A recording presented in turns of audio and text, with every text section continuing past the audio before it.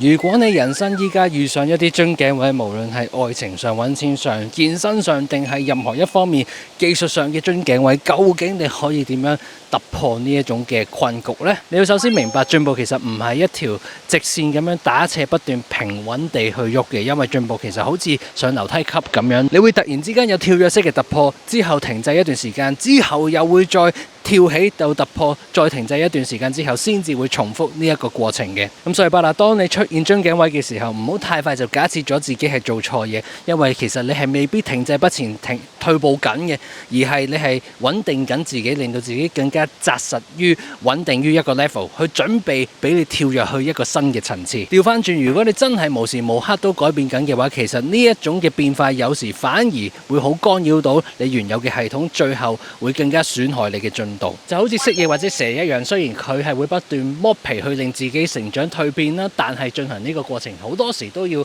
成年或者甚至幾年先至會脫胎換骨一次嘅，因為大自然話俾你知，如果你每分每秒都喺度剝皮嘅話，呢種極不穩定嘅狀態反而先至會更加危險。咁所以當你明白咗短暫嘅樽頸位未必係一個問題，明白向上進步其實亦都需要有平穩嘅階段嘅話，咁你就唔需要俾太多壓力自己，放鬆啲，享受翻成個蛻變嘅過程啦。